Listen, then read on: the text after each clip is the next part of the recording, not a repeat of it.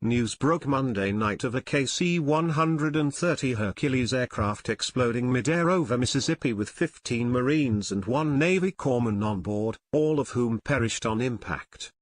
The tragic accident proves what President Donald Trump has been working diligently to prevent, brought on by aging military equipment that fell into severe disrepair over the last decade under his predecessor Barack Obama.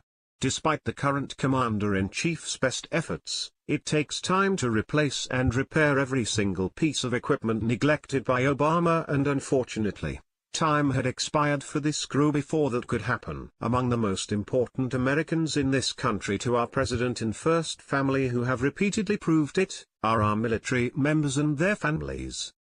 Both Donald and Melania have made great effort to show their appreciation for these heroes, every chance they get, which was long overdue after Obama couldn't have shown more disrespect to these men and women and the sacrifice they make for our country.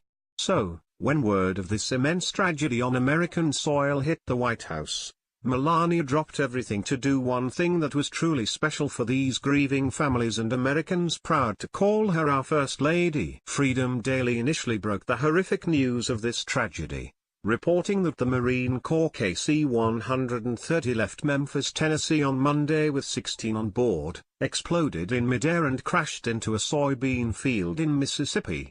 According to MS News Now, Leflore County, MS, Mississippi News Now, 16 people are dead following a military airplane crash in Mississippi, according to Leflore County EMA Director Fred Randall. First responders said the military C-130 left Memphis on Monday. The plane crashed in Leflore County just off Highway 82 on Monday afternoon. The plane is believed to have exploded in midair. Investigators said they found debris on both sides of the highway, leading them to believe an explosion happened prior to the crash. A Mississippi state trooper said the plane is loaded with ammunition, causing emergency workers to have to keep their distance. There's a lot of ammo in the plane. That's why we are keeping so far back. We just don't know what it'll do. It burns a bit then goes out, burns a little more then dies down, the trooper told WMC Action News 5 Crews. The United States Marine Corps confirmed the aircraft was a Marine aircraft. Footage of the unbelievable incident shows the devastation and horrific loss of life of these 16 national treasures. A witness said that bodies were found more than a mile from the crash, according to the Daily Mail, which struck a chord in both our President and First Lady. The love and appreciation that Melania has for our service members is no secret, considering that she has publicly expressed it on numerous occasions. Without provocation, she previously thanked her entire flight crew for serving and protecting her and her staff on a regular basis and treating them with the utmost care and respect. It's probably for this reason that the news of a different flight crew hit her hard upon hearing they had all perished in what could have been a preventable tragedy had Obama cared for their equipment the way President Trump does now. Melania tweeted the following message within moments of getting the tragic news, along with President Trump, who tweeted out his somber sentiments as well. Melania doesn't speak often unless she has something meaningful or important to say. She saves her words for when they matter most, especially since the liberal media is waiting with bated breath for a chance to twist anything she says or does.